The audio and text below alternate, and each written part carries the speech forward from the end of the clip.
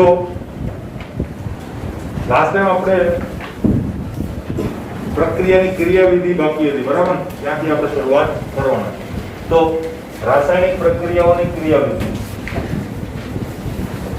કાર્બનિક રાસાયણિક પ્રક્રિયાઓની ક્રિયાવિધિ. આ ટોપિકને આજે આપણે ચર્ચા કરવાના છે. હવે શું છે ટોપિકની અંદર? તો રાસાયણિક પ્રક્રિયાઓ જે છે એ આપણને દેખાય એવી રીતે થતી નથી. દેખાય એવી રીતેનો મતલબ શું થાય છે? દાખલા તરીકે કોઈ એક પ્રક્રિયા હું લખું, NaCl બનાવવાનું, તો પ્રક્રિયા બહુ સિમ્પલ છે. Na plus 1/2 Cl2 gives NaCl, બરાબર? પણ આ પ્રક્રિયા આપણને ખ્યાલ છે કે એવી રીતે થતી નથી. આના 5 સ્ટેપ આપણે જોઈએ. આ જ ઉદાહરણ આપવાનું કારણ શું છે? તો કે ભાઈ આ વસ્તુ તમે કરી લીધી છે, બરાબર ને?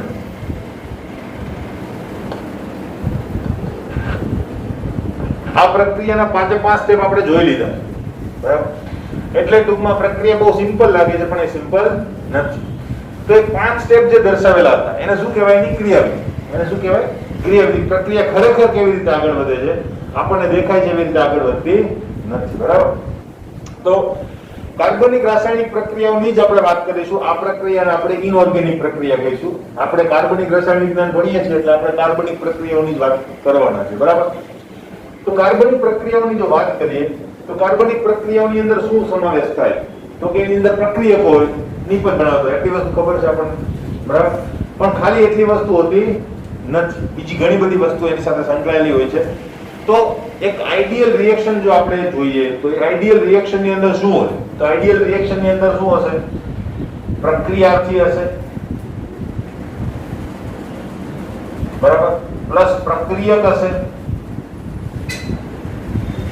અને એ પ્રક્રિયા કરશે અને નિપજ બનાવશે. પણ નિપજ બને પહેલા એક ઝોન માંથી પસાર થાય છે અથવા તો એક રિજન માંથી પસાર થાય છે જેને શું કહેવાય છે? મધ્યવર્તી સંયોજન.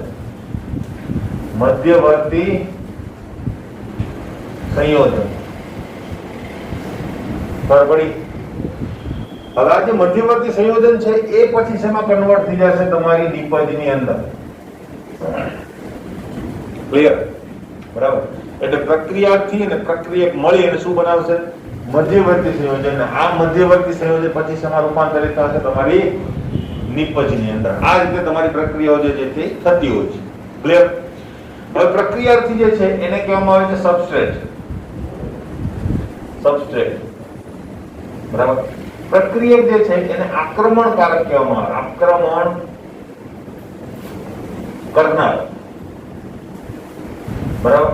એનું આખી ડેફિનેશન ને હમણાં આપણે જોઈએ. હવે આક્રમણને કહેવાય અટેક, એટલે એટેકિંગ રિએજન્ટ કહેવામાં આવે. અટેકિંગ રિએજન્ટ, બરાબર? અટેકિંગ રિએજન્ટ કહેવામાં આવે. મધ્યવર્તી સંયોજન જે છે એને ઇન્ટરમીડિયેટ કહેવામાં આવે. ઇન્ટરમીડિયેટ, બરાબર? અને એને ટ્રાન્ઝિશન સ્ટેટ પણ ઘણી વાર કહેવામાં આવે છે, પણ એ બે વસ્તુનો મીનિંગ અલગ થાય છે. હું કહું છું ટ્રાન્ઝિશન સ્ટેટ, બરાબર? નિપજને શું કહેવામાં આવે છે? પ્રોડક્ટ. ખબર પડી? તો પ્રક્રિયાની સાથે આટલી વસ્તુ સંકળાયેલી હોય છે. હવે અત્યાર સુધી તો આપણે શું કહેતા હતા કે પ્રક્રિયકો નિપજમાં રૂપાંતર પામતા હોય એટલે પ્રક્રિયા કહેવાય, બરાબર? પણ આપણને ખબર હતી પ્રક્રિયકના પણ બે પ્રકાર છે, પ્રક્રિયક અને પ્રક્રિયાર્થી. તો પ્રક્રિયાર્થી કોને કહેવાય ને પ્રક્રિયક કોને કહેવાય એની ડેફિનેશન પણ આપેલી છે. જો કે આ બધી વસ્તુ સબ્જેક્ટિવ હોય છે. માનો કે હું આને રિજિડ થી ફોલો કરું, રિજિડિટી, બરાબર? તો એનો મતલબ શું થાય કે પ્રક્રિયાની અંદર બે પદાર્થો તો હોવા જ જોઈએ જે એકબીજા સાથે શું કરે? પ્રક્રિયા, બરાબર? 3 હોય તો ખબર પડે નહીં, બરાબર? એક જ હોય તો એવી પ્રક્રિયાઓ પણ છે જેની અંદર એક જ પ્રક્રિયા છે. દાખલા તરીકે માનો કે હું અહીં પ્રક્રિયા લખું CH3 CH2 CH2 CH. આનો ગરમ કરું, ખાલી નિર્જળ AlCl3 સાથે ગરમ કરું એટલે તરત જ આ બની જશે.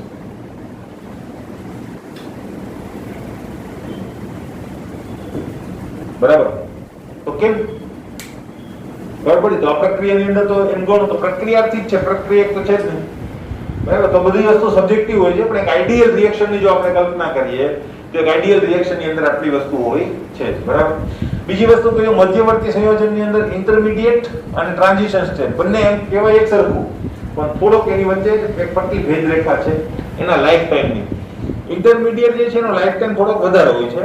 ટ્રાન્ઝિશન સ્ટેજ જે છે એ પૂરેપૂરી હાઇપોથેટિકલ હોય. હાઇપોથેટિકલ એટલે એવો વિચાર કે એવું કંઈક થતું હશે, એની એમ ગણો તો ચોખ્ખી સાબિતી આપણે આપી શકતા નથી, બરાબર. એટલે ટ્રાન્ઝિશન સ્ટેજ ખૂબ જ અલ્પજીવી હોય છે. ઇન્ટરમીડિયેટ જે છે એ પણ અલ્પજીવી હોય છે, પણ એની પ્રેઝન્સ જે છે એ આપણે આડકતરી રીતે નોંધી શકીએ કે આવું કંઈક બને છે, આની વસ્તુ છે. ક્લિયર? અને નિપજની અંદર એમ ગણો તેની વ્યાખ્યા આપણે આપીશું નહીં, પણ નિપજના પણ બે પ્રકાર હોય કે નહીં, એક નિપજ અને એક ઉપનિપજ, બરાબર. તો એ બંને પ્રકાર હોય છે, નિપજ અને બીજી વસ્તુ કે જે બિનજરૂરી મળે છે એને શું કહેવાય આપણે ઉપનિપજ કહીએ છીએ, બરાબર. તો એના પણ બે પ્રકાર તમે પાડી શકો, પણ એ નથી પાડેલા એટલે મેં લખેલા પડી. એટલે બધી વસ્તુ સબ્જેક્ટિવ હોય છે. કેટલીક વાર ટ્રાન્ઝિશન સ્ટેટ હોય, ઇન્ટરમીડિયેટ ગેરહાજર હોય, કેટલીક વાર ઇન્ટરમીડિયેટ હોય, ટ્રાન્ઝિશન સ્ટેટ ગેરહાજર હોય, ઘણી વખત બંને પણ ગેરહાજર હોય. પ્રક્રિયા 2 સ્ટેપમાં દર વખતે થતી એવું જરૂરી નથી. 5 સ્ટેપમાં પણ થતી હોય પ્રક્રિયા, 7 સ્ટેપમાં પણ થતી હોય. આ 5 સ્ટેપ વાળી છે ને આપણે, બરાબર. તો એની અંદર તમે કેટલીક જગ્યાએ કેટલાક સ્ટેપ એવા છે જેની અંદર ટ્રાન્ઝિશન સ્ટેટ બનતી હશે, કેટલાક સ્ટેપ એવા હોય જેમાં ઇન્ટરમીડિયેટ બનતા. ક્લિયર? તો બધી વાતો આપણે આજે કરવાના છે. તો હવે પ્રક્રિયાર્થી કોને કહેવાય? તો પહેલી ડેફિનેશન આપણી પાસે આવે છે પ્રક્રિયાર્થી. બરાબર, પ્રક્રિયાર્થી. હવે રાસાયણિક પ્રક્રિયા દરમિયાન થાય શું? તો કે રાસાયણિક પ્રક્રિયા દરમિયાન જૂના બંધ તૂટે, નવા બંધ બને. સિમ્પલ, બરાબર. દાખલા તરીકે Cl2 વચ્ચેનો જે બંધ હતો એ તૂટી ગયો અને Na અને Cl વચ્ચે બંધ બની ગયો, બરાબર. તો જૂના બંધ તૂટતા હોય અને નવા બંધ બનતા હોય તો પ્રક્રિયાર્થી કોને કહેવાય? તેની એક સાદી ડેફિનેશન એવી છે કે બંધ નિર્માણ દરમિયાન કાર્બનની પૂર્તિ કરનાર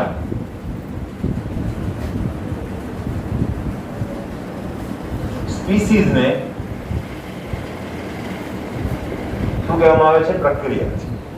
બરાબર. સ્પીસીઝ શબ્દ કેમ વાપરેલો છે? કારણ કે ભાઈ પ્રક્રિયાર્થી તરીકે કોઈ આયન પણ હોઈ શકે, બરાબર, કોઈ મુક્ત મૂલક પણ હોઈ શકે, કોઈ તટસ્થ સંયોજન પણ હોઈ શકે, બરાબર. એટલે સ્પીસીઝ કહી દીધું, એમાં બધું આવી ગયું, બરાબર. તો એને શું કહેવામાં આવે છે? આની આઈડિયલ ડેફિનેશન છે. 100% એવું નથી કે ફરજિયાત ફોલો કરવું છે, બરાબર. એક સબ્જેક્ટિવ વસ્તુ છે.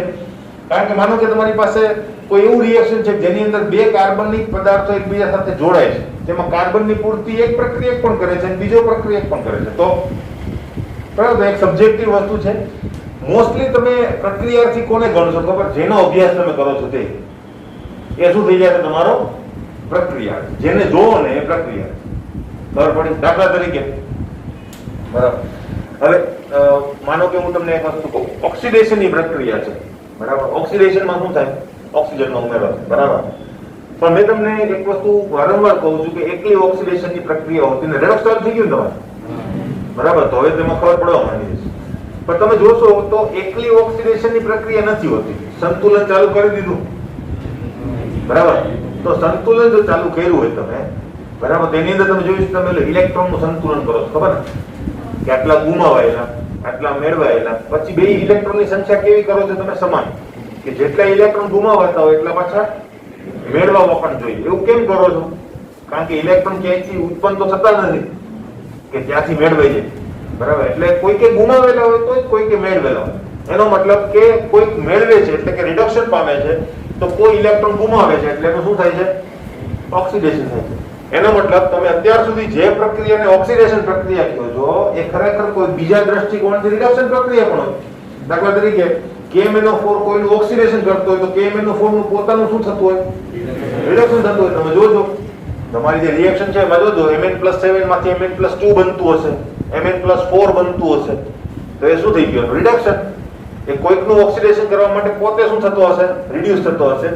તો એમ ગણો તો એ પ્રક્રિયા કે જેને તમે ઓક્સિડેશન કહો છો એ તમારા પ્રક્રિયકના પોઈન્ટ ઓફ વ્યૂથી ઓક્સિડેશન છે, પણ KM ના પોઈન્ટ ઓફ વ્યૂથી શું છે? રિડક્શન, બરાબર. એટલે દ્રષ્ટિકોણનો ફેરફાર હોય છે. તો અહીંયા પણ એ જ વસ્તુ પ્રક્રિયાથી કોને ગણવો એ સબ્જેક્ટિવ છે. મોટા ભાગે જેનો અભ્યાસ કરતા હોય એ શું થઈ જશે? તમારો પ્રક્રિયા. ક્લિયર?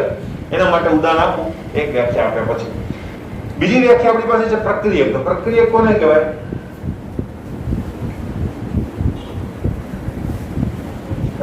પ્રક્રિયકનું જે આ નામ છે ને એના ઉપરથી જેની ડેફિનેશન, બરાબર? પ્રક્રિયાર્થી પર આક્રમણ કરનાર, આક્રમણને બીજા શબ્દોમાં કહીએ હુમલો, તો પ્રક્રિયાર્થી પર હુમલો કરનાર જે સ્પીસીસ છે એને શું કહેવામાં આવે છે? પ્રક્રિયાર્થી. બરાબર? તો પ્રક્રિયાર્થી પર હુમલો કરનાર, અથવા તો આ શબ્દ આપણે દર વખતે વાપરીશું. આક્રમણ એ ખાલી યુદ્ધમાં જ વપરાય એવું નથી, અહીંયા એક પ્રકારનું યુદ્ધ ચાલતું, બરાબર? પર આક્રમણ કરનાર સ્પીસીસ ને શું કહેવામાં આવે છે? પ્રક્રિયક કહે છે. ક્લિયર આટલું? હવે જો એક ઉદાહરણ હું તમને આપું. આ ઉદાહરણ તમારે આવવાનું છે 12મા ધોરણની અંદર 13મા ચેપ્ટરમાં, બરાબર? એક જ પ્રક્રિયા છે. જોજો, મેં હમણાં કીધું દ્રષ્ટિકોણ બદલાવ એટલે વસ્તુ બદલી જાય. દાખલા તરીકે એક પ્રક્રિયા છે મારી પાસે CH3Cl, આની NH3 સાથે પ્રક્રિયા થશે અને એ -HCl કરી દેશે અને તમને મળશે CH3NH2 HCl, બરાબર? HCl દૂર થઈ જશે. તો એક વસ્તુ કહી દઉં કે આની અંદર કાર્બનની પૂર્તિ કોણ કરે છે? અને આ શું થઈ જશે? તમારો એટેકિંગ રિએજન્ટ થઈ જશે. ક્લિયર? ઓકે. અહીંયા આ જે મળે છે નિપજ છે, આ શું થશે? ઉપનિપજ થશે. આ બધી ખબર પડી ગઈ? મારે એ કામ નથી આનું. આ પ્રક્રિયાને તમે શું નામ આપશો ખબર? એમોનોલિસિસ પ્રક્રિયા.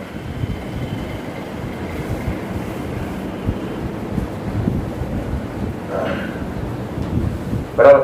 આ પ્રક્રિયા અટકી નથી જતી, હજુ બે સ્ટેપમાં આગળ વધે છે. આની સાથે કારણ કે જો આ તો હશે જ, આ બન્યું તો કે બધે તો કન્વર્ટ નહીં થઈ ગયો, એટલે આનો નાનો સંપર્ક પણ થાય કે નહીં? બરાબર? તો એ બંનેનો સંપર્ક થવાના કારણે શું થાય? CH3NH2 એ પણ આની સાથે પ્રક્રિયા કરે અને ફરીથી HCl માઈનસ કરી દે અને શું બનાવી લે? CH3NHCl. આ અને આ પણ પાછા પ્રક્રિયા કરે સંપર્કમાં આવે ત્યારે, અને હજુ એક મિથાઇલનું વિસ્થાપન થઈ જાય, ટ્રાઇમિથાઇલ એમાઇન બની જાય. ખબર પડી? તો આ પ્રક્રિયાને આપણે શું હમણાં નામ આપ્યું? એમોનોલિસિસ.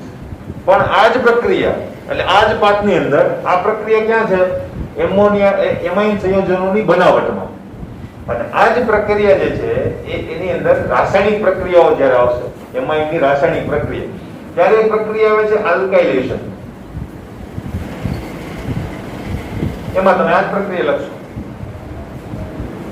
ખબર પડી? સેમ ટુ સેમ પ્રક્રિયાના બે નામ. કેમ બે નામ? આમાં તમે કોને જોવો છો? CH3Cl ને. એટલે એ શું થઈ ગયો? તમારો પ્રક્રિયાર્થી. અને એ કોની સાથે પ્રક્રિયા કરે છે? એમોનિયા સાથે. એટલે એને શું કહી દીધું? એમોનોલિસિસ. આની અંદર શું થયું? તો કે એમાઇન ને તમે જોવો છો, આને જોવો છો, અને એમાંથી મળે છે શું? આની ઉપર આલ્કાઇલેશન થયું ને, આલ્કાઇલ સમૂહ એના ઉપર આવ્યો એટલે એને શું કહી દીધું? આલ્કાઇલેશન. એટલે હવે પ્રક્રિયાથી કોણ થઈ ગયો? પહેલા પ્રક્રિયાની જે પહેલી પ્રક્રિયાની જે નિપજ છે એ તમારો શું થઈ ગયો? પ્રક્રિયાર્થી થઈ ગયો. અને અહીંયા જે પ્રક્રિયાર્થી હતો હવે શું થઈ ગયો? એટેકિંગ રિએજન્ટ કહી શકાય.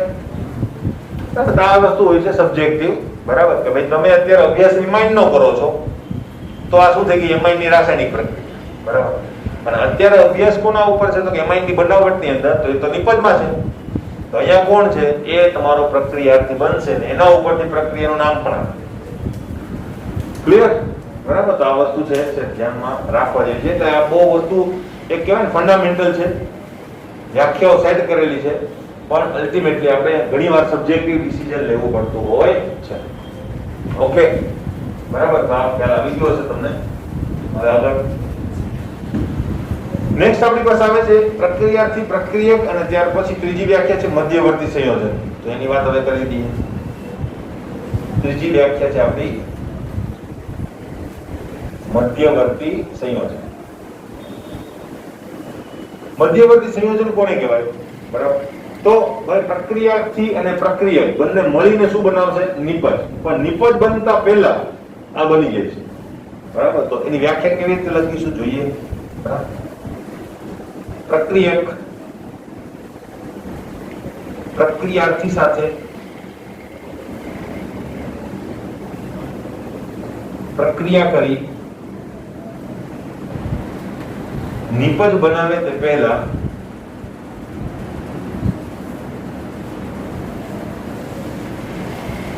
ઊંચી શક્તિ વાળું સંયોજન બનાવે છે, જેને શું કહેવામાં આવે છે? મધ્યવર્તી સંયોજન.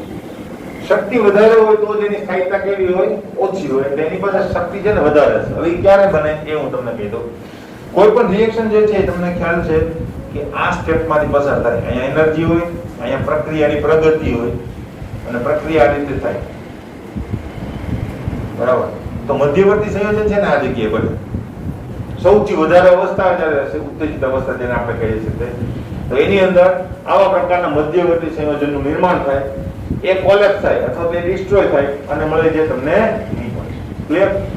હવે ટ્રાન્ઝિશન સ્ટેટ અને મધ્યવર્તી બંને માટે સમજવા માટેનું એક ઉદાહરણ આપી દઉં. મેં તમને હમણાં કીધું કે બંને વસ્તુ છે સરખી જ, લાઈફ ટાઈમનો ડિફરન્સ છે.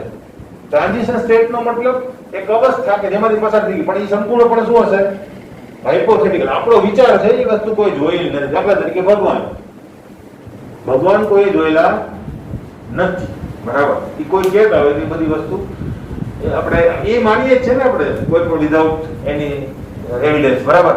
કે ભાઈ આ ભાઈ ભગવાન જોયેલા. અલ્ટિમેટલી આપણી પાસે એવો કોઈ સબૂત છે નહીં કે તો આપણે માની લેવાનું. કારણ કે જો ભગવાન જોયા જ હોય તો એક ભગવાન જોતા હોય, એક પાછા મુસ્લિમ હોય તો એ પાછા અલ્લાહ, એ તો દેખાતા નથી પાછા. બરાબર? એ મૂર્તિ પૂજામાં નથી માનતા. હિન્દુ મૂર્તિ પૂજા માને છે, એનો મતલબ એને ખબર છે ભગવાન કેવા હોય. અલ્લાહને ખબર નથી ભગવાન કે અલ્લાહ જે છે એની કોઈ મૂર્ત સ્વરૂપ નથી. બરાબર? તો એ કેવી રીતે બની શકે કે બે સ્પિરિચ્યુઅલ રિયાલિટી જે છે કે જે બે અલગ અલગ માણસોને જુદી જુદી દેખાય? એવું થાય કોઈ દિવસ? ના થાય. ક્રિશ્ચિયનિટી વાળા હોય તો એ લોકો જુદી રીતે જોતા હોય. બરાબર પડી તો એ વસ્તુ પણ એમ ગણું તો એની વચ્ચે તાના બાના જે છે એ એકબીજાને સપોર્ટ કરતા નથી. બધાને એક સરખું દેખાતું હોય તો વાત બરાબર, બધાને જુદું જુદું દેખાય એનો મતલબ ત્યાં કઈક હજુ પ્રોબ્લેમ છે. જેવી રીતે આપણે વિચારીએ છીએ એ પ્રકારે ભગવાન. ટૂંકમાં એ વસ્તુ શું કહેવા માંગુ છું કે હાઇપોથેટિકલ છે, આપણો વિચાર છે. બરાબર? અને એ વિચાર જે છે એ સાચો પણ હશે, પણ એનું કોઈ એવિડન્સ નથી આપણી પાસે. તો અહીંયા એવું જ છે. ટ્રાન્ઝિશન સ્ટેટ આપણો વિચાર છે, આપણને એવું છે કે પ્રક્રિયા એ દિશામાં એ રીતે થતી હશે. બરાબર? પણ એ એવી જ રીતે થઈ જાય એવું આપણે કહી શકતા નથી, કારણ કે એનો લાઈફ ટાઈમ બહુ ઓછો હોય છે. એના માટે કોઈ પ્રાયોગિક પુરાવો આપણે ના આપી શકીએ. એમ આડકતરા પુરાવા હોય આપણી પાસે. ખબર પડી? અને ઇન્ટરમીડિયેટ જે છે એની સ્ટેબિલિટી ઘણી બધી વધારે હોય કે જેને આપણે સાબિત કરી શકીએ એટલી એની સ્ટેબિલિટી હોય. એના માટેનો પણ ટાઈમિંગ છે. ટૂંકમાં બંનેના ટાઈમિંગ ખૂબ ઓછા જ હોય છે, માઇક્રો સેકન્ડની અંદર જ હોય. બરાબર? એટલે લાઈફ ટાઈમ તો બહુ ઓછો હશે. અલ્ટિમેટલી વસ્તુ આપણે કરી શકીએ છીએ. બંનેનું એક ઉદાહરણ તમને આપું તો જો, માનો કે મારી પાસે એક જ સરખી પ્રક્રિયાનું ઉદાહરણ આપીશું. એક જ સરખી પ્રક્રિયાની અંદર ટ્રાન્ઝિશન સ્ટેટ અને ઇન્ટરમીડિયેટ. બરાબર? બંને વસ્તુ માટે તમે કહી શકો. જો મારી પાસે એક પ્રક્રિયા છે, તમને ખ્યાલ છે RCl, કોઈ પણ આલ્કાઇલ હેલાઇડ હોય ને એની પ્રક્રિયા KOH સાથે કરો, આલ્કાઇલ હેલાઇડ હેરાઇલની. બરાબર? પ્રક્રિયા કરો એટલે એ શું બનાવી દે? ROH બનાવે. પ્લસ શું મળશે તમને? HCl મળશે. આ સાદી પ્રક્રિયા છે. બરાબર? હવે આ જ પ્રક્રિયા જો તમે મિથાઇલ સાથે કરો, મિથાઇલ ક્લોરાઇડ સાથે, બરાબર, તો આની સાથે જ્યારે OH ની પ્રક્રિયા થાય, બરાબર, ત્યારે શું થાય? આ પ્રક્રિયાની અંદર ડાયરેક્ટ OH છે ને સીધો કાર્બન સાથે જોડાવાનો પ્રયત્ન કરે. બરાબર? આને શું કરશે? OH હજુ તો ક્લોરીન ત્યાં જ છે, ત્યાં જ બંધ બનાવવાની શરૂઆત કરી દેશે. કોની સાથે? કાર્બન સાથે. SN2 પ્રક્રિયા છે, તમારે 12મા ધોરણમાં આવશે. અને Cl જે છે એનો બંધ ધીમે ધીમે નબળો બનવા માંડશે. બરાબર? એટલે આ પોતાની ઇલેક્ટ્રોન ડેન્સિટી આની ઉપર ટ્રાન્સફર કરશે અને આ પોતાની ડેન્સિટી લઈને દૂર થશે. અને અંતિમ પ્રક્રિયામાં શું મળશે તમને? નિપજ મળશે. એટલે કે CH H અને અહીંયા OH. બરાબર? અને પ્લસ તમને શું મળી જશે? Cl-. આ દાખલ થઈ ગયો, પેલો નીકળી ગયો. બરાબર? સેમ પ્રક્રિયા આ પ્રક્રિયાની અંદર જે આ બન્યું ને એને હું PS કહી દઈશ, ટ્રાન્ઝિશન સ્ટેટ.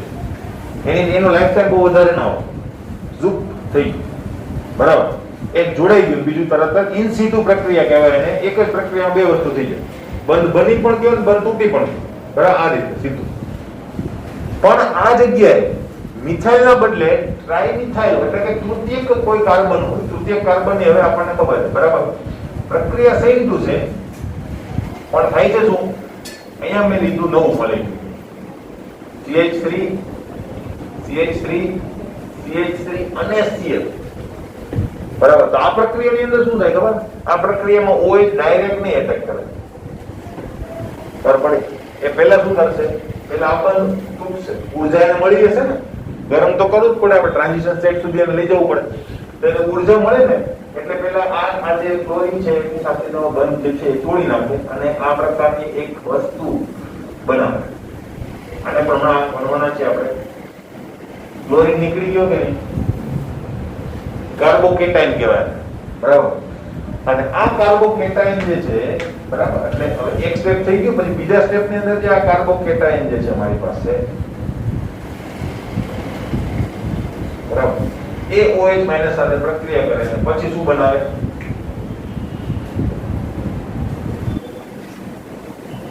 ક્લિયર? પ્રક્રિયા તો સેમ જ છે. તો હું આ પ્રક્રિયાને પણ આ રીતે લખી શકું, લખાય ને. મારે ICA3 ને બદલે શું લખવાના છે? ખાલી હાઇડ્રોજન. પણ એ રીતે નથી થતી. એના એવિડન્સ છે આપણી પાસે, ખબર પડે છે, એના એવિડન્સ છે આપણી પાસે કે એ રીતે થતી નથી. આ પ્રક્રિયા આ રીતે થાય છે એના પણ એવિડન્સ છે. તો અહીંયા ગણો તો કાર્બોકેટાઇન ને આપણે ઇન્ટરમીડિયેટ કહી શકીએ.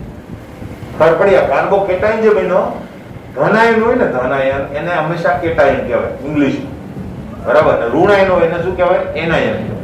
ખબર પડી? એટલે કાર્બન ધનાયન છે એટલે એને કાર્બોકેટાઇન કહેવાય. ક્લિયર? આની વાત હમણાં આપણે કરવાના. ખબર પડી કે નહીં? તો આ ઇન્ટરમીડિયેટ છે અને આ શું છે? Transition state. હવે ટ્રાન્ઝિશન સ્ટેટ નું કઈ સબૂત નથી આપણી પાસે, આનું સબૂત છે. ખબર પડી? ટ્રાન્ઝિશન સ્ટેટ તમને દેખાય નહીં, ઇન સિટુ પ્રક્રિયા થાય, કારણ કે કાર્બન 5 બંધ તો બનાવે જ નહીં, એટલે એક બંધ તોડશે ને એક બંધ સીધો જ બની જશે. અહીંયા પેલા બંધ તૂટ્યો, પોઝિટિવ ચાર્જ ડેવલપ થયો અને ત્યાર પછી શું થયું? OH, બરાબર. આ SN1 પ્રક્રિયા છે, આ SN2 પ્રક્રિયા છે. પ્રક્રિયા કેવી છે? સેમ ટુ સેમ, બરાબર. તો ખબર પડી ગઈ હશે તમને ટ્રાન્ઝિશન સ્ટેટ અને ઇન્ટરમીડિયેટ વચ્ચેની ભેદરેખા છે, બંને વચ્ચે જ બને, બરાબર. અલ્ટિમેટલી લાઈફ ટાઈમ નો ફરક એની અંદર હોય છે. ક્લિયર? બરાબર. તો આપણે આપણી બંને વસ્તુ જોઈ લીધી, બરાબર. મધ્યવર્તી સંયોજન, પ્રક્રિયક અને પ્રક્રિયા છે. નિપજ તો કે બે પ્રક્રિયાના અંતે મળતી પ્રોડક્ટ, એને નિપજ કહેવાય. એના બે પ્રકાર પણ આપણે અહીંયા લખવાના નથી, બરાબર. એના બે પ્રકાર આપ્યા નથી, પણ આપી શકાય આપણે કે નિપજ જે છે એના બે પ્રકાર, એક મુખ્ય નિપજ અને ગૌણ નિપજ, અથવા મુખ્ય નિપજ અને ઉપનિપજ. ક્લિયર છે પ્રશ્ન? બરાબર.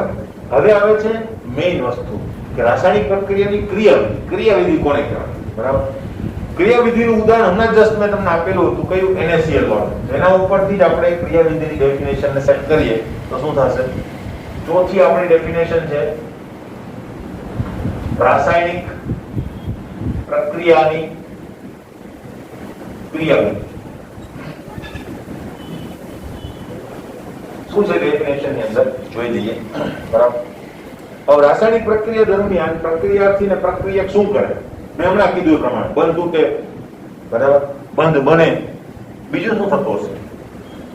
મેં હમણાં વાત કરી ઓક્સિડેશન રિડક્શન ની અંદર ઇલેક્ટ્રોનના વિનિમય થાય, કોઈ ઇલેક્ટ્રોન આપી દે, કોઈ ઇલેક્ટ્રોન મેળવી લે.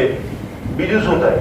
ઊર્જાના ફેરફારો થાય. એન્થાલ્પી ની અંદર આપણે જોયું, બરાબર. ખરેખર જે આપણે 5 સ્ટેપ જોયા હતા NaCl માટે, ઊર્જાના ફેરફારોને અંગે જ હતા, બરાબર. તો એ 4 પ્રકારની પ્રવૃત્તિઓ મોટા ભાગે થતી હોય છે. તો એ શું થાય? રાસાયણિક પ્રક્રિયા દરમિયાન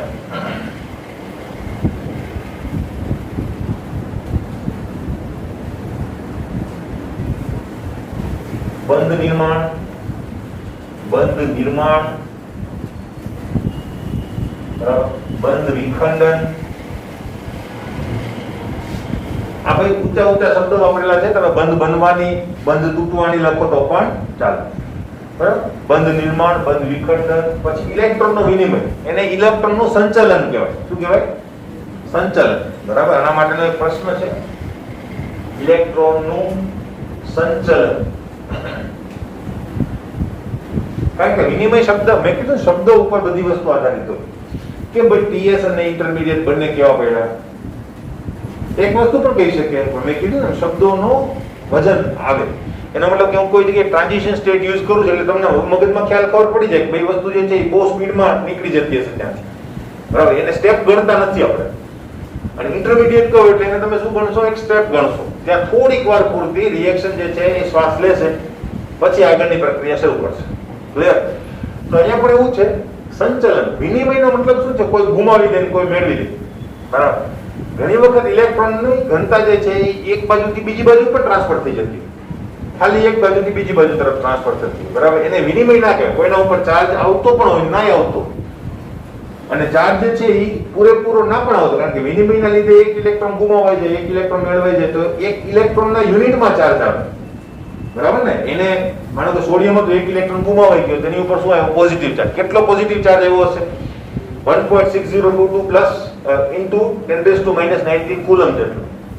એનાથી ઓછો તો નહીં જોઈએ, બરાબર.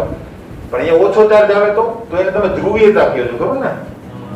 એને ધ્રુવીયતા, એને કેમ આયનિક બંધ નથી કહી દેતા? H પ્લસ અને Cl માઇનસ, તો એને ધ્રુવીયતા કહો છો તમે.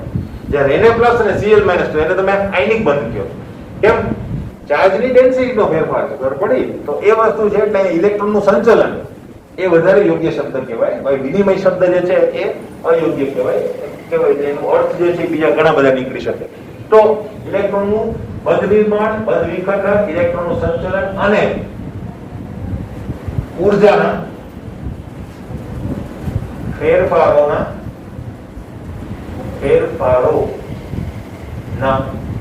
ક્રમબદ્ધ અભ્યાસને શું કહેવામાં આવે છે? રાસાયણિક પ્રક્રિયાઓની ક્રિયા. કે આખી રાસાયણિક પ્રક્રિયામાં ક્યારે બંધ તૂટ્યો, ક્યારે બંધ બન્યો, એને લગતી ઇલેક્ટ્રોનનો સંચલન શું થયું અને એને લગતો ઊર્જાનો કેટલો ફેરફાર થયો, ક્રમબદ્ધ અભ્યાસ. ક્રમબદ્ધ નો મતલબ શું થાય? શબ્દ ખાસ અગત્યનો છે, કારણ કે તમે જે વસ્તુ પહેલા થાય છે પહેલા જ લખવાની છે. માનો કે સોડિયમ નું પહેલા સબ્લિમેશન થયું તો સબ્લિમેશન પહેલા લખવાનું. બાકી તમે એમ પણ કરી શકો ને કે ભાઈ એને સોલિડ છે, એને પહેલા ઇલેક્ટ્રોન ગુમાવ્યો, પછી સબ્લિમેશન થયું, હા? પણ એમ નહીં. ક્રમ એટલે ક્રમ. ક્રમમાં પહેલા સબ્લિમેશન થયું, ત્યાર પછી શું થયું? આયનીકરણ. ખબર પડી? એટલે ક્રમબદ્ધ અભ્યાસ તમારે રાખવાનો છે. જે ઇવેન્ટ પહેલા બને છે એને પહેલા, અને છેલ્લે બને છે એને છેલ્લે. એવા અભ્યાસને શું કહેવામાં આવે છે? તમારી ક્રિયાવિધિ. અને ક્રિયાવિધિ કાર્બનિક રસાયણ વિજ્ઞાનનો હાર્દ છે, બરાબર. 12મા ધોરણમાં આવશો તો ઘણી બધી ક્રિયાવિધિઓ તમારે સમજવી પડશે, ઘણી બધી ક્રિયાવિધિઓ યાદ પણ રાખવી પડશે, બરાબર. પણ રાસાયણિક પ્રક્રિયા કેવી રીતે થાય છે એના માટે ક્રિયાવિધિ ખાસ અગત્યનો ભાગ ભજવે. હવે એ વસ્તુ કેવી રીતે થાય છે ખબર પડે તો તમે બીજી રાસાયણિક પ્રક્રિયાની આગાહી કરી શકો કે અહીંયા આવું થશે. ખબર પડી? તો એ તમે ધીમે ધીમે એ સમજશો એટલે ખ્યાલ આવશે. ક્રિયાવિધિ સમજવા માટે તમારી પાસે ઘણા બધા હથિયારો હોવા જોઈએ. હથિયારનો મતલબ ટર્મ. મેં કીધું ને આપણે એન્થાલ્પીની અંદર કેટલી બધી પહેલા ટર્મ્સ ભણ્યા હતા, પ્રણાલી, આ તે બધા, બરાબર ને? પહેલા આપણે ભણી લીધું એટલે ખબર પડી પ્રણાલી કોને કહેવાય, પર્યાવરણ કોને કહેવાય, પછી આપણે બધા વિધેયોની અંદર એને લાગુ પાડ્યું. તો એમ ક્રિયાવિધિ સમજતા પહેલા પણ આપણી પાસે આ બધા હથિયારો, બધી ટર્મ્સ તમને સમજતા આવડવી જોઈએ. તો એ ટર્મ્સ હવે ધીમે ધીમે આપણે શરૂ કરીશું. અહીં સુધી ખબર પડી, બરાબર? હવે ક્રિયાવિધિની જ અંદર છીએ આપણે, અને હવે એની અંદર વપરાતી જુદી જુદી ટર્મ્સ અને નાના નાના પ્રશ્નો એ આવશે, તેના ઉપર હવે જઈએ. પેલું આપણું કામકાજ જે છે એમ ગણો તો ઇન્ટરમીડિયેટ થી શરૂ થાય છે. એવો મગજમાં ખ્યાલ રાખજો. ક્યાં આવીશું એ હું કહું, પ્રશ્ન જુદો છે. ક્લિયર? ઇન્ટરમીડિયેટ થી આપણે શરૂ કરીએ છીએ. આમાં કઈ પ્રશ્ન હોય પૂછી લેજો, છે કે? ઓકે. હવે જો આની પીડીએફ હું મોકલાવી દઈશ, એમાંથી જ લખી નાખો.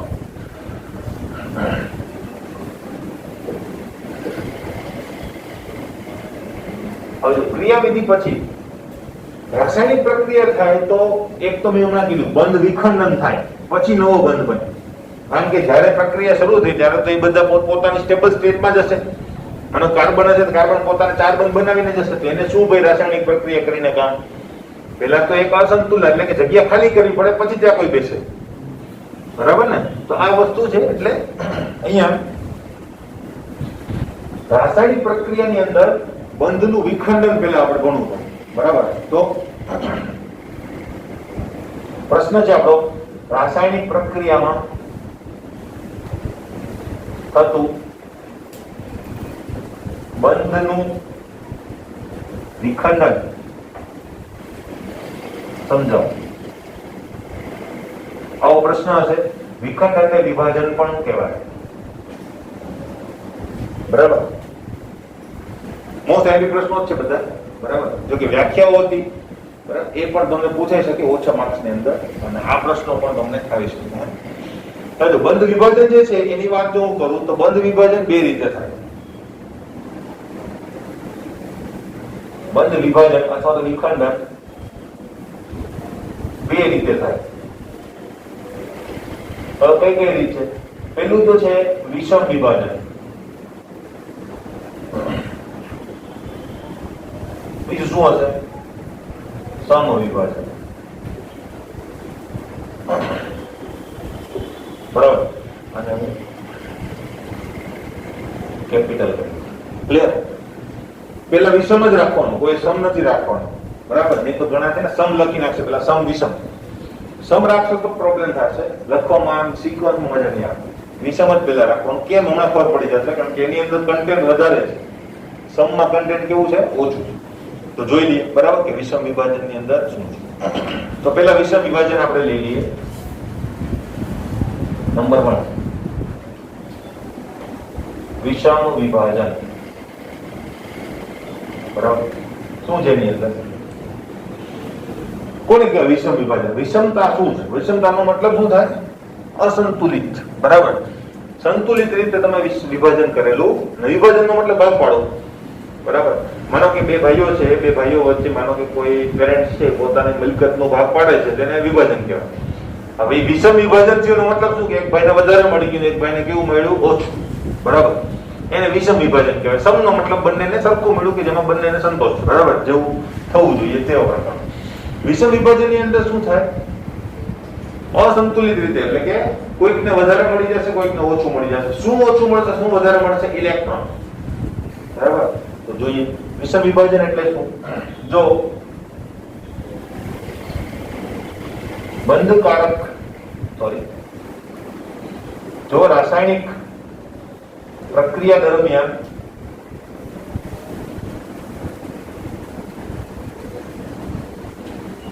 બંધનું વિખંડન અથવા વિભાજન પણ લખીશું, એવી રીતે થાય કે જેથી બંધકારક ઇલેક્ટ્રોન યુગ્મ કોઈ એક જ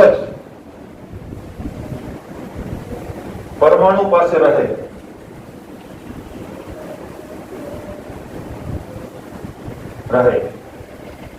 તથા અન્ય પરમાણુ તેની ઉણપ અનુભવે તો તેવા વિભાજનને શું કહેવામાં આવે છે? વિષમ વિભાજન કહેવામાં આવે. બરાબર, શું કહે છે? રાસાયણિક પ્રક્રિયા દરમિયાન બંધનું વિભાજન. હવે અહીં બંધ બદલે મેં ખરેખર સહસંયોજક બંધ એવું લખું છું. બરાબર, વિભાજન એવી રીતે થાય જેથી કરીને એક પરમાણુ જે છે એ ઇલેક્ટ્રોન યુગ્મ લઈને ચાલ્યું જાય.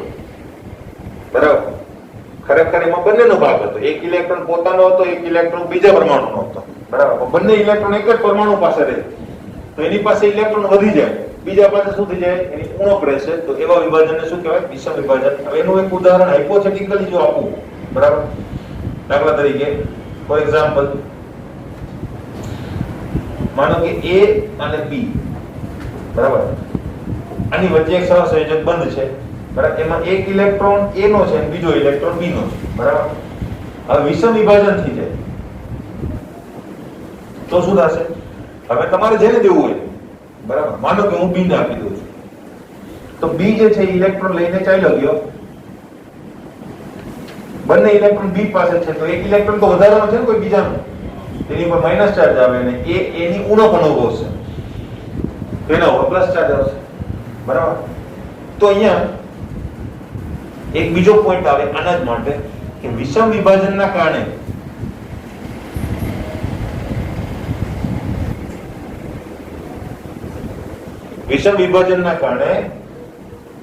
આયનો ઉત્પન્ન થાય છે. આયનો કહેવાય કે નહીં? હે ને? આયનો ઉત્પન્ન થાય. સ્પીસીસ તરીકે શું મળે? આયનો. આ આપણે એમસીક્યુ બની શક્યા. વિષમ વિભાજનના કારણે નીચેમાંથી શું બને? આયનો બને. શું બને? આયનો. બરાબર. આયનો ઉત્પન્ન થાય છે. હવે આયનો પાછા બે પ્રકારના હોય. બરાબર. તો જે સ્પીસીસ, હવે જો હું અહીંયા પરમાણુ પણ લખી શકું, બરાબર, પણ એ સ્પીસીસ જે છે કદાચ પરમાણુ સમૂહ તરીકે પણ હોય. ઇલેક્ટ્રોન લઈને જશે એ પરમાણુ, એટલે અહીંયા સ્પીસીસ લખવાની જરૂર નથી, પણ હવે એ ઇલેક્ટ્રોન સાથે આખી સ્પીસીસ હશે ને. બરાબર. તો એ ઋણ આયન કહીએ તો એની અંદર પરમાણુ પણ હોય ને પરમાણુ સમૂહ પણ હોય. બરાબર. એટલે જે સ્પીસીસ ઇલેક્ટ્રોનની વિપુલતા અનુભવે તેને શું કહેવામાં આવે છે? ઋણ આયન. બરાબર. અને ઉણપ અનુભવે તેને શું કહીશું આપણે? ધન આયન કહીશું. ખબર પડે? ક્લિયર? તો આટલા પોઈન્ટ થઈ ગયા. હવે જો હવે આયનો તો ઉત્પન્ન થયા, પણ જો આયન તરીકે તમારી પાસે કાર્બન હોય તો એના પાછા બે નામ. જો આયન તરીકે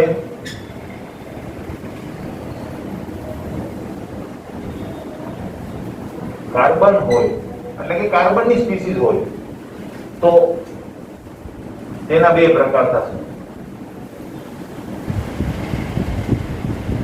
હવે તેના બે પ્રકાર કેમ? તો કે C+ અને C-. C ઉપર પ્લસ હોય, પ્લસ વિભાજિતને શું કહેવાય? કેટાયન. તો કહેવાય કાર્બોકેટાયન. અને માઈનસ હોય તો એને શું કહેવાય? એનાયન. તો આને કહેવાય કાર્બોએનાયન. બરાબર. તો એક કાર્બોકેટાયન અને બીજું છે કાર્બોએનાયન. બરાબર. હવે કાર્બોકેટાયન જે છે એનું એક બીજું નામ પણ છે. બરાબર. એનું નામ છે કાર્બોનિયમ આયન. Carbonium ion. બરાબર. નાને તો કાર્બોએનાયન જ કહેવામાં આવે છે. એટલે આ બે વસ્તુ, અને ગુજરાતીમાં પણ લખાય છે કાર્બોનિયમ આયન. અને ધન વીજભારિત હોય તો એને કેટાયન કહેવાય. એવી રીતે ધન વીજભારિત હોય તો એની પાછળ નિયમ લાગે. શું લાગે? નિયમ. દાખલા તરીકે NH3 છે મારી પાસે, એક હાઇડ્રોજન મેળવી અને એ શું બની જાય? તાને શું કહેવાય? એમોનિયમ. એમોનિયા હતું, એમાંથી શું બની ગયું? એમોનિયમ. નિયમ પાછળ લાગે ને એટલે સમજી લો એની ઉપર શું હશે? ધન વીજભાર. બરાબર. આપણે બીજું ઉદાહરણ, આની કોઈ નાઇટ્રોસો, એનો એટલે નાઇટ્રોસો કહેવાય. બરાબર. સ્પીસીસ તરીકે આપણે કહીએ તો એની ઉપર ધન વીજભાર આવે, એને કહેવાય નાઇટ્રોસોનિયમ. ખબર પડી? Cl ક્લોરીન છે, ક્લોરીન તત્વ. માઈનસ આવે તેને ક્લોરાઇડ કહેવાય. પ્લસ આવે ક્લોરોનિયમ. શું કહેવાય? ક્લોરોનિયમ. બરાબર. NO2 nitrogen dioxide. NO2 minus હોય, નાઇટ્રાઇટ કહો છો ને તમે. બરાબર. અને NO3 નાઇટ્રેટ કહેવાય. ખબર ને? NO3 nitrate, NO2 nitrite. પણ NO2 એકલો હોય તો નાઇટ્રોજન ડાયોક્સાઇડ વાયુ, અને NO2 પ્લસ હોય તો એને નાઇટ્રોનિયમ કહેવાય. આનો યુઝ કરશો તમે. બરાબર. ક્લિયર? તો નિયમ લાગે પાછળ એટલી વસ્તુ ખાલી કહેવાની હતી. તો આને કાર્બોનિયમ કહેવાય. આને કાર્બોએનાયન જ કહેવાય. કાર્બોએનાયન. બરાબર. ક્લિયર? ક્લિયર છે પ્રશ્ન? બસ. હવે આ બે ને પાછા ઉકેલવા. ક્લિયર છે? હવે આપણે આની બંનેની વાત કરીશું. હવે પહેલા આપણે લઈ લઈએ કાર્બોકેટાયન.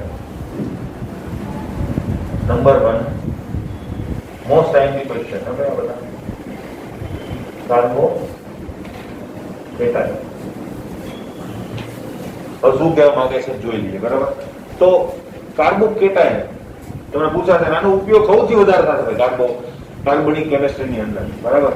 કાર્બોકેટાયન નો ઉપયોગ આપણે વારંવાર કરીશું જ્યારે જ્યારે રિએક્શન સમજીશું ને ત્યારે, કારણ કે કાર્બન જે છે એની મોટાભાગની રાસાયણિક પ્રક્રિયાઓમાં આ વસ્તુ સામાન્ય રીતે બનતી હોય.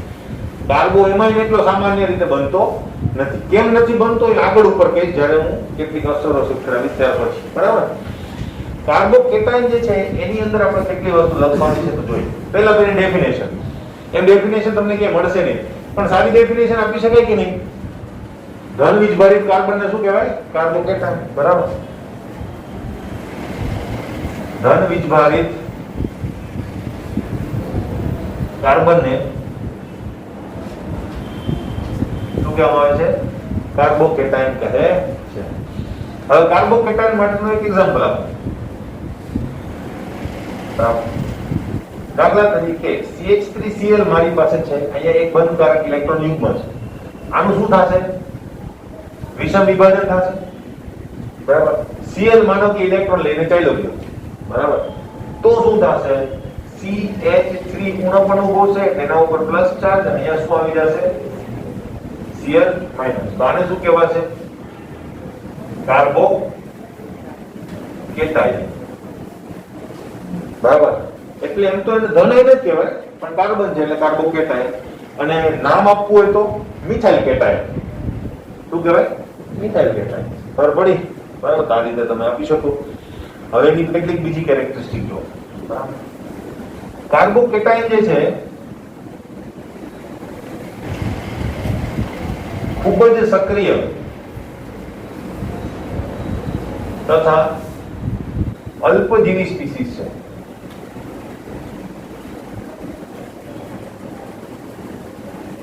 આ શબ્દ દરેક વખતે આવશે. કાર્બોએનાઇનમાં પણ આ શબ્દ આવશે. ખબર પડી? વ્યાખ્યા આ જ રીતે, ઉદાહરણ આ જ રીતે હું લખાવીશ. બરાબર? અને કાર્બોકેટાયન જે છે એની અંદર આ પણ સેમ ટુ સેમ પાછું ત્યાં આવશે, કારણ કે બધા સક્રિય છે. ઇન્ટરમીડિયેટ હંમેશા સક્રિય છે, એ નિષ્ક્રિય ઇન્ટરમીડિયેટ હોતા નથી. કમ્પેરેટિવલી કહી શકાય, બરાબર, ટ્રાન્ઝિશન સ્ટેટ કરતા વધારે થાય હશે, પણ આપણે એને સક્રિય જ કહી શકીએ. અલ્પજીવી હોય છે. બરાબર? બીજી વાત, કાર્બોકેટાયનમાં હું આટલી રીતે લખી. બરાબર? ધન વીજભારિત કાર્બન, કારણ કે એની અંદર બીજા કાર્બન પણ હોય. મેં હમણાં ધન વીજભારિત એક કાર્બન લખ્યો તો બાકીના જે CH3 તો એને થોડો ધન વીજભારિત હતો. બરાબર? તો કાર્બોકેટાયનમાં ધન વીજભારિત કાર્બન પાસે 6 ઇલેક્ટ્રોન હોય છે. કેવી રીતે? તો જો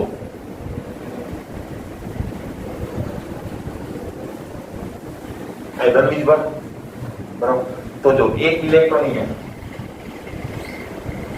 ભાગીદારીનું મેં કીધું ને, ભાગીદારીનું ઇલેક્ટ્રોન એક પોતાનું જ ગણાય. ખબર પડી? એટલે સંયોજકતા કક્ષકમાં જો ઇલેક્ટ્રોન ગણો તો હવે કેટલા થઈ ગયા? 6. કોઈની અંદર સર 4 ના હોય અથવા 3 ના હોય. બરાબર? અથવા તો પાછા S કક્ષકના ગણે અને 3 આના કરે. બરાબર? તો 2 ને 3 5 ના હોય. આવા બધા તમારા મગજમાં વિચારો આવે, પણ જ્યાં કેટલા હશે? 6.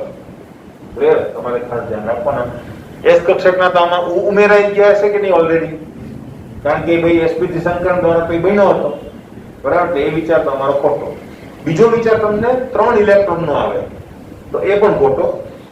નો ડાઉટ પોતાના 3 છે, પણ ભાગીદારીનો મતલબ એ બધું પોતાનું જ છે. બરાબર? એટલે સંયોજકતા કક્ષકમાં તો 6 ઇલેક્ટ્રોન ગણાય. ક્લિયર? 6 ઇલેક્ટ્રોન ગણાય. આના પરથી પછી બીજી વસ્તુ કહી શકાય, એનો મતલબ કે કાર્બોકેટાયન ઇલેક્ટ્રોનની ઉણપ ધરાવતી સ્પીસીસ છે એમ પણ કહેવાય કે નહીં? બરાબર? બીજી વાત કરીએ, તેમાં કાર્બનનું સંકરણ sp2 હોય છે. કાર્બનનું સંકરણ પણ ઘણીવાર પૂછાતું હોય. કેટલું હોય છે? sp2. તમારે જોવું હોય તો તમે જોઈ શકો. જો 1 2 3 કેટલા સિગ્મા બોન્ડ બનેલા છે? 3. તો 3 સિગ્મા બોન્ડ હાઇબ્રિડ કક્ષક વડે જ બને. બરાબર? તો એ શું બનાવશે? sp2 જ બનાવશે. 3 કક્ષકો. બાકીના તો ઇલેક્ટ્રોન જ નથી, તો કક્ષકની પણ જરૂર નથી આપણે. બરાબર? એટલે એની અંદર સંકરણ કેવું હોય છે? sp2. અને ઘણી વખત આનો આકાર પણ પૂછે. તો હવે આકાર sp2 ઉપરથી જ આવશે કે નહીં? સમતલીય ત્રિકોણ. સમતલીય ત્રિકોણ તો આકાર આવે તો પણ તમે આપી શકો. ક્લિયર હતું? નેક્સ્ટ, તેના 3 પ્રકારો છે. પ્રકારોનો પ્રકારો, એમાં પ્રકારો. બરાબર.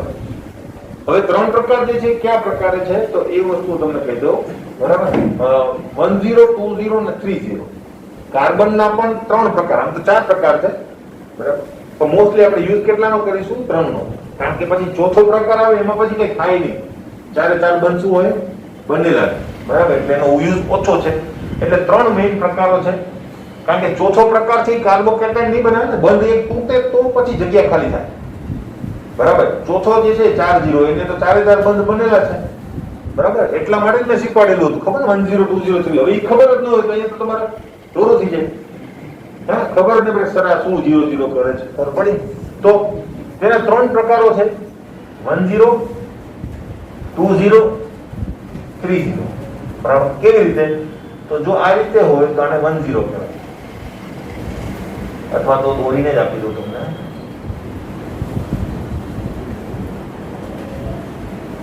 આ 10 કેમ ભાઈ? તો કે ધનવીજભાઈ કાર્બન સાથે બીજો એક કાર્બન જોડાયેલો છે. બીજું આ રીતે હતું કે નહીં? માનો કે અહીંયા પણ CH3 હોય તો 20 અને 3 માં CH3 હોય તો આ થઈ જશે તમારું 30. ખબર પડી? હવે પ્રશ્ન એવો આવે છે સર મિથાઇલ ને શું કહેવું?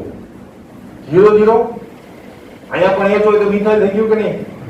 તો એને 00 કે કહેવાતું નથી. એના માટે અલગ વર્ડ જ વાપરવામાં આવે છે, મિથાઇલ કેટાયન. એને કોઈ ડિગ્રી લાગતી નથી. યાદ રાખજો, 00 કોઈ લખતા નહીં તો ખોટું પડશે. ક્લિયર? હવે આના માટે સ્થાયિકતાનો પ્રશ્ન આવે. સ્થાયિકતા કે આ 3 માંથી સ્થાયિકતા કોની વધારે? તો સ્થાયિકતા જે છે એના માટે તમને હું કહી દઉં, 30 ઇઝ મોર સ્ટેબલ ધેન 20, પછી 10 અને પછી કોણ આવે? મેં કીધું મિથાઇલ કેટાયન. કેમ? બરાબર. તો જો મેં વસ્તુ મેં કહું કે ભાઈ મને તાવ આવ્યો છે તો હું દવા લઈ લઉં. તમે શું જોઈન કરો તો દવા શું તાવ આવ્યો હાલે લઈ જતા. બરાબર.